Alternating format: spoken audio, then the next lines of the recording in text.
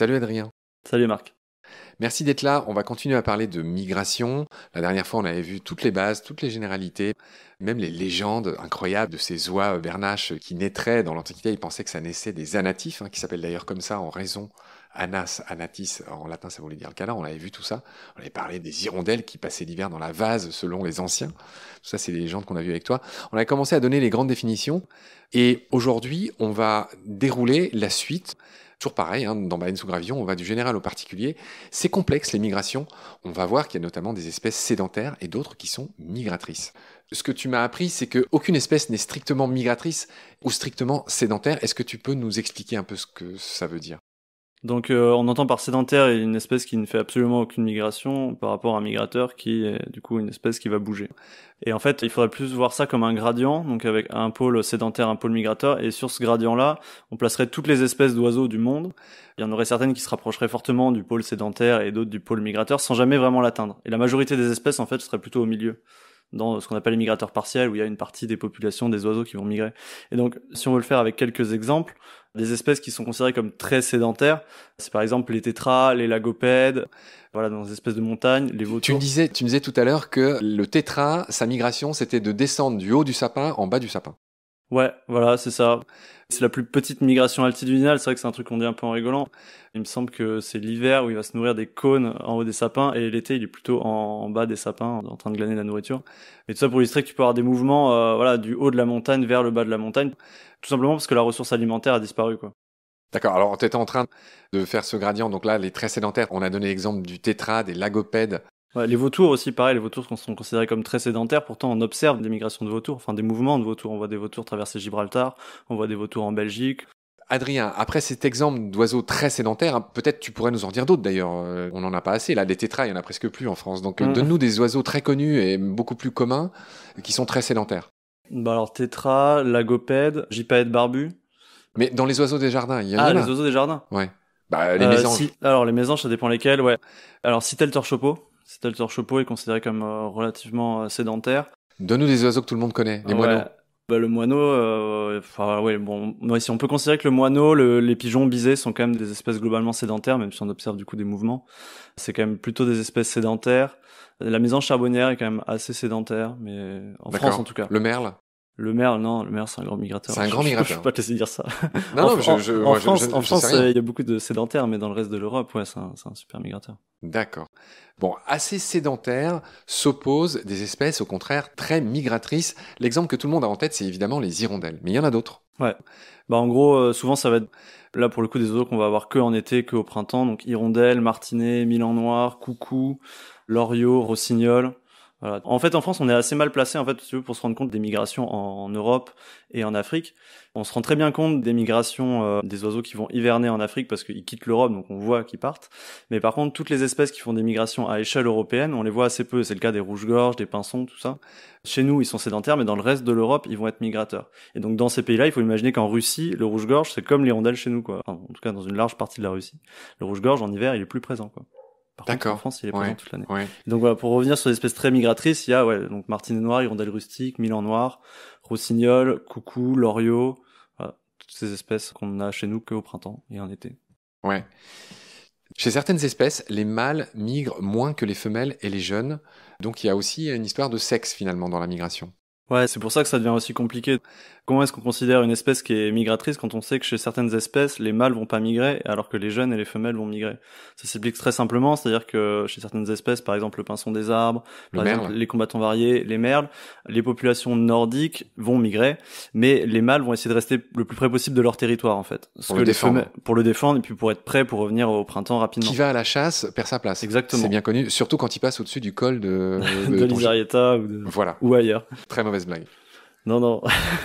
Surtout que normalement il interdit la chasse parce que c'est interdit de tirer les merles en Espagne, mais il y en a quand même qui y passent. Bref, c'était un aparté. Et donc voilà, chez ces espèces-là, c'est assez compliqué de définir est-ce qu'elle est migratrice ou non, parce que les jeunes et les femelles qui n'ont pas besoin de revenir rapidement sur les territoires, enfin moins que les mâles, ils vont descendre beaucoup plus au sud. Et d'ailleurs, ça, Linné l'avait remarqué quand il a fait tout son travail de nomenclature. Donc Linné, qui est un de ceux qui a mis en place la nomenclature binomiale, la classification des espèces, tout ça, il avait remarqué que chez lui, le pinson des arbres en hiver, il y avait beaucoup plus de mâles. Et voilà, il l'a peut-être appelé pour ça de façon un peu ironique. Dis-nous son nom scientifique. Fringilla celebs. Ouais, ça s'écrit Coelebs. Ouais, Coelebs. Et tu m'as appris que dans son nom scientifique, il y a le fait que ce soit un célibataire. Voilà, le pinson célibataire en fait. Mais en fait, il faut l'opposer au pinson du Nord, qui chez lui du coup, donc c'est un peu un truc qui ressemble au pinson des arbres, mais qui est beaucoup plus nordique comme son nom l'indique, et du coup qui reste beaucoup plus voilà dans les régions où Linné avait l'habitude d'être en hiver. Mais c'est la même espèce en France et là-bas. Oui. Dans les deux cas, c'est Fringilla celebs. Il observait notamment que le pinson des arbres, il y avait beaucoup plus de mâles que de femelles en hiver, mais c'était aussi au regard d'une autre espèce de pinson qui s'appelle le pinson du Nord, qui niche dans les mêmes régions et qui hiverne dans les mêmes régions. Et comme son nom l'indique, du Nord était un peu plus adapté au milieu nordique. En tout cas, en hiver, il y avait une proportion mâle-femelle qui était à peu près normale, en opposition au pinson des arbres qui, lui, était vraiment, voilà, il y avait beaucoup plus de mâles que de femelles, parce que les femelles et les jeunes descendaient beaucoup plus bas. Et donc, il l'aurait certainement appelé pinson célibataire par rapport à ça, au regard de cet autre pinson à côté, le pinson du Nord, qui lui, il était pas célibataire, si tu veux, en hiver, alors que le pinson des arbres, il était célibataire. En hiver. On va continuer nos généralités. Il y a aussi des espèces qui migrent en fonction de leur âge. Ouais. Donc, on l'a déjà plus ou moins vu là avec le pinson des arbres, parce que si on prend un pinson des arbres, un jeune mâle de pinson des arbres qui la première année va migrer avec les femelles très loin, une fois qu'il sera nicheur, qui deviendra du coup un mâle adulte, il migrera moins loin. Donc là, il y a déjà une certaine évolution, si tu veux, entre de distance de migration en fonction du sexe. Mais vu qu'on a envie de citer plein de noms d'espèces, tu vas m'en donner d'autres. Et là, on va voir un cas encore plus particulier, la bondrée apivore, donc en Europe, qui est un oiseau très connu. C'est un rapace qui mange des hyménoptères, des insectes, donc des abeilles, des guêpes, des choses comme ça. Et donc chez cette espèce-là, les jeunes à l'automne naissent, du coup, ils vont s'envoler en juillet, ils vont faire leur migration en août-septembre avec les adultes. Au printemps suivant, quand les adultes vont remonter pour nicher, les jeunes vont rester en Afrique. Ils vont rester sur leur période d'immaturité jusqu'à être matures sexuellement, et ils vont remonter du coup 2 ans, 3 ans après. Et donc en fait, on voit que la migration chez des espèces comme la bondrée apivore aux États-Unis, il y a chouette des terriers, mais c'est vrai aussi en France pour le milan noir par exemple. Il y a excessivement peu de milans noirs de deuxième année, des jeunes immatures qui remontent au printemps. On en voit de temps en temps, on en voit assez peu. Chez la bondrée apivore, on n'en voit aucun. T'as peut-être une donnée qui est vraiment avérée, qui a été faite en Géorgie, je crois, sur photo, etc. Mais sinon, les jeunes bondrées apivores, elles vont rester systématiquement en Afrique. Par contre, une fois qu'elles seront matures, la 3e, 4e année, elles vont remonter pour nicher. Et donc la migration chez cette espèce-là, on voit qu'elle évolue en fonction de l'âge de l'oiseau. C'est hyper clair. Après cet exemple de la bondrée apivore, tu m'as indiqué la chouette des terriers. Très haute sur pattes, mais il n'y en a pas en Europe. D'où elle vient celle-là? Elle est présente en Amérique. En fait, je voulais essayer d'illustrer que la migration, c'est pas, on va forcément se concentrer beaucoup sur l'Europe-Afrique parce que c'est ce que je connais le mieux et c'est aussi là où c'est le plus documenté.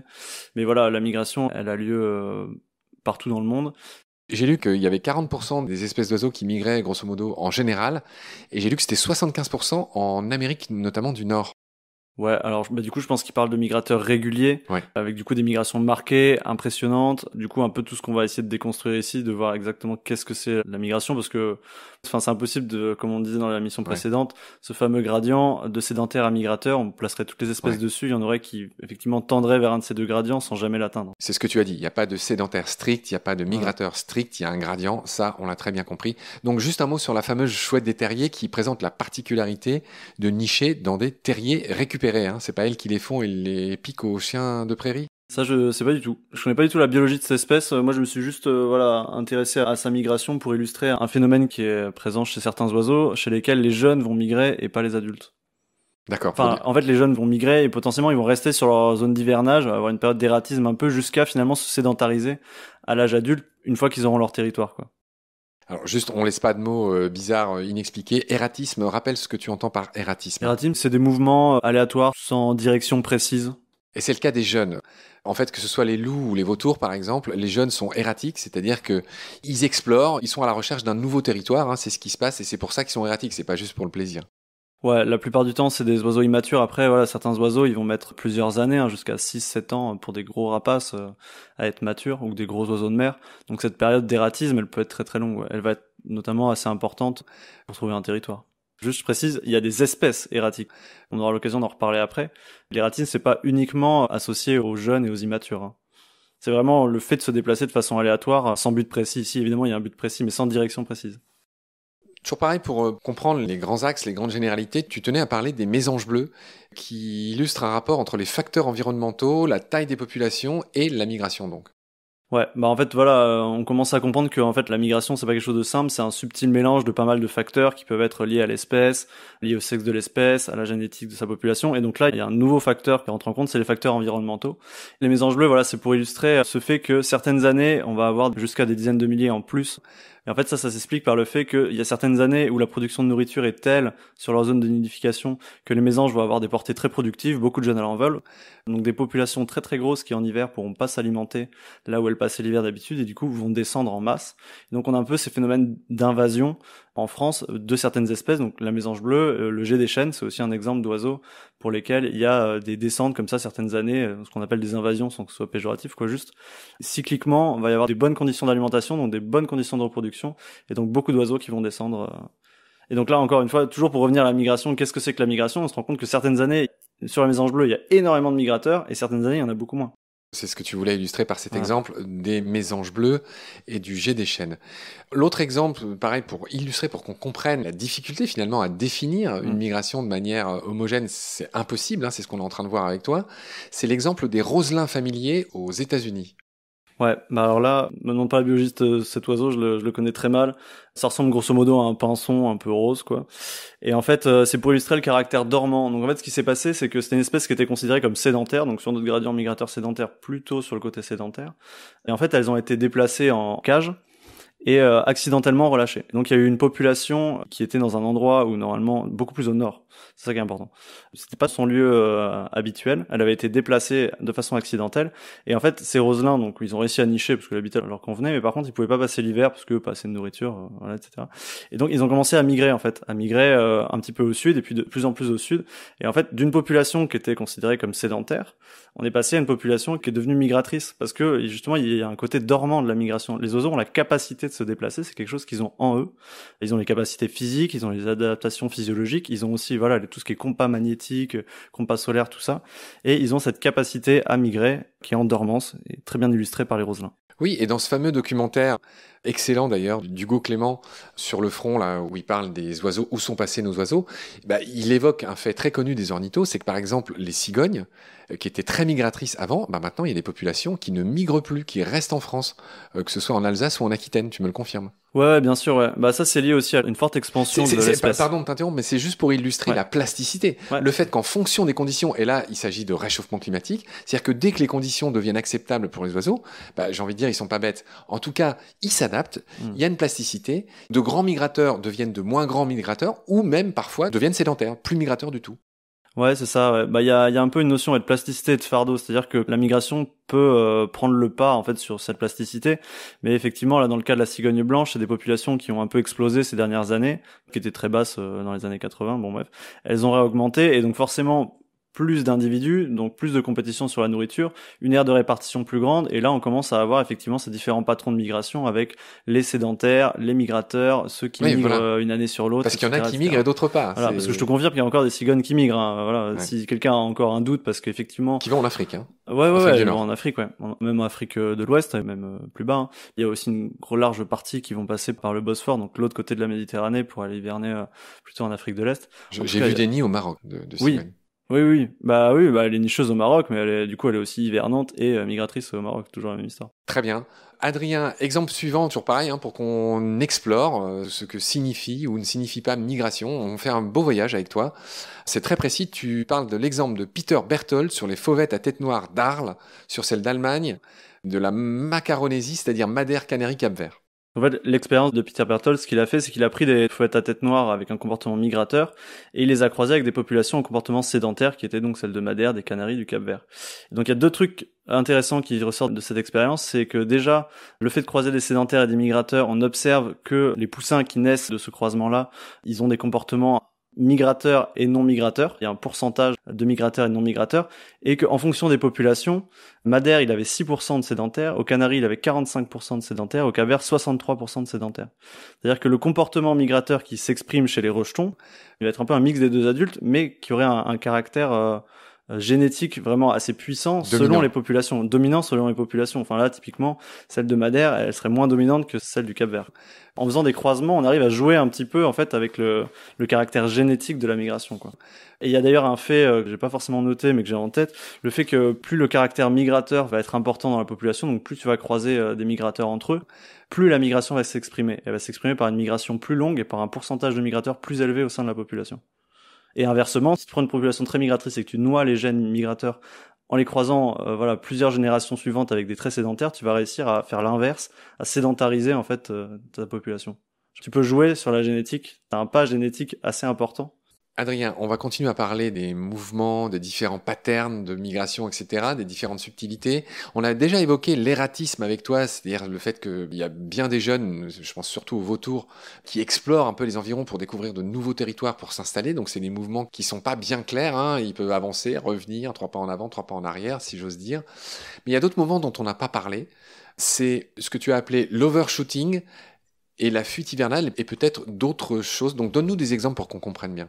On va commencer par la fuite hivernale, c'est très simple, c'est-à-dire que une fois que les oiseaux sont sur leur zone d'hivernage, ils vont y passer quelques semaines à plusieurs mois et les conditions environnementales peuvent varier.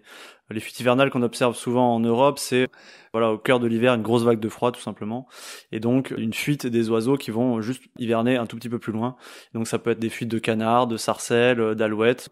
Je t'avais parlé d'un exemple d'un gars qui avait compté 32 000 alouettes en vallée du Rhône en une après-midi. Moi, au col de l'Isareta, on a déjà vu... Alors attends, juste on précise ce que tu dis, parce que sinon ça veut rien dire. 32 000 alouettes dans la vallée du Rhône en janvier 2010, à cause de quoi ? À cause d'une vague de froid. En Europe, des oiseaux qui ont dû quitter en masse leur lieu d'hivernage, ce qu'ils avaient choisi comme un lieu d'hivernage. J'ai eu l'occasion de voir ça aussi à l'Isareta. On avait fait une journée à 12 000 alouettes, alors qu'on n'avait jamais passé les 1000, quoi, si tu veux. Enfin, c'est complètement aberrant, des gros paquets d'alouettes. Voilà, donc en fait, ces fuites hivernales, ça peut s'appliquer à pas mal d'espèces, mais c'est juste le principe qu'elles ont choisi un lieu d'hivernage et qu'en fait, au cours de l'hiver, il y a une vague de froid, il y a une diminution drastique de la ressource alimentaire. C'est souvent chez les canards, parce que souvent, en fait, ils sont dans l'eau, tout simplement.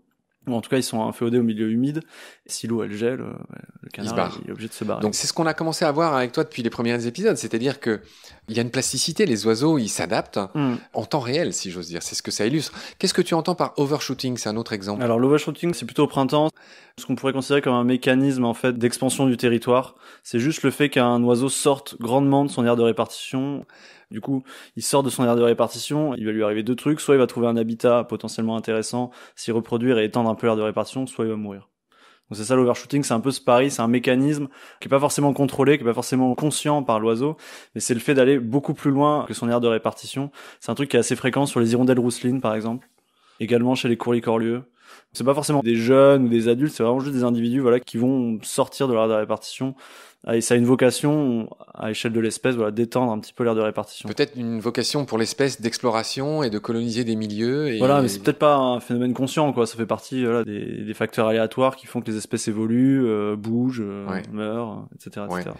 Adrien, après la fuite hivernale et l'overshooting, il y a un autre type de mouvement réalisé par les oiseaux, qui peut être qualifié de migration, peut-être, tu vas nous le dire, c'est la dispersion post-juvénile. Ouais, donc la dispersion post-juvénile, effectivement, on a parlé d'ératisme chez les immatures, qui peut prendre plusieurs années. La dispersion post-juvénile, c'est un peu différent. Après le stade de juvénile, juste après l'envol, c'est une période, en fait, où les oiseaux, ils vont évoluer dans leur habitat, autour du territoire des parents où ils sont nés, pour essayer de reconnaître un petit peu où chercher l'alimentation, quel est le bon habitat, celui qui leur convient. Et donc cette dispersion post-juvénile, la plupart du temps, chez pas mal d'espèces, elle va se concentrer autour du nid sur le territoire à quelques centaines de mètres autour, quoi, voire quelques kilomètres. Mais chez certaines espèces, elle peut aller beaucoup plus loin, quoi. On a notamment en France parfois des faucons cresserellettes, notamment dans le sud-ouest, qui sont des populations espagnoles et qui remontent en dispersion post-juvénile, en groupe en plus, c'est souvent les cresserellettes, ils évoluent en groupe. Tu peux avoir 4, 5 jeunes cresserellettes qui remontent en France. Donc avant de descendre au sud, ils vont remonter au nord, aller un peu à l'ouest, à l'est, ils vont se balader. Ils vont aussi faire des réserves de grains pendant cette dispersion post-juvénile et après ils vont faire la vraie migration. Ah oui, c'est une sorte de calme avant la tempête. Enfin, c'est mal dit, mais en gros, ils bougent bougent un peu. C'est un parcours initiatique, si tu veux. Ils vont pas dans la direction attendue, mais voilà, ça a quand même une utilité. Ils se font leur graisse et ensuite ils vont dans la direction attendue, grosso modo, si j'ai bien compris. Et là où c'est très important, c'est qu'il y a une expérience qui a été faite, par exemple, sur les gomme-mouches à collier. L'ornithologue a pris des gomme-mouches à collier qui naissaient dans son jardin, autour de chez lui, des jeunes, et il les a déplacés d'un certain nombre de kilomètres, assez conséquent. Donc après, avec un système de bagages, il les a retrouvés le printemps d'après. Et il s'est rendu compte que, contrairement à ce qu'on pourrait penser, ils sont pas revenus à l'endroit où ils sont nés, mais ils sont bien revenus à l'endroit où ils sont été déplacés. Donc, l'endroit où ils ont fait leur dispersion post-juvénile, où ils ont fait leur petit tour de repérage, et pas l'endroit où ils sont nés. Donc c'est là où on voit l'importance de la dispersion post-juvénile, c'est un moment où ils vont vraiment observer autour de leur nid, de leur lieu de naissance, ils vont observer l'habitat qui leur convient le mieux. Et donc voilà, cette dispersion post-juvénile peut les amener à parcourir quand même des distances assez conséquentes. Sur ces bonnes paroles s'achève notre épisode du jour. Merci pour tes lumières. Adrien, je te retrouve très vite pour la suite. D'ici là, prends soin de toi. Salut. Salut Marc.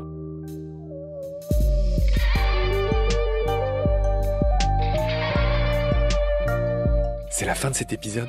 Merci de l'avoir suivi. Pour continuer, nous avons besoin de votre soutien. Et vous pouvez nous aider simplement, en quelques clics et gratuitement. Il suffit par exemple d'utiliser le moteur de recherche solidaire Lilo. Ainsi, chacune de vos recherches sur Internet générera des gouttes qui seront reversées au projet de votre choix, comme Baleine sous gravillon par exemple. Vous pouvez par ailleurs vous abonner à nos podcasts comme d'habitude, partager les liens, devenir adhérent de l'association BSG ou encore faire un don sur Helloasso ou sur Tipeee. Grand merci par avance. Je remercie tous mes équipiers pour leur aide précieuse. Je vous retrouve bientôt pour de nouveaux épisodes. Et d'ici là, prenez soin de vous et de ce qu'il y a autour de vous. Merci. À bientôt.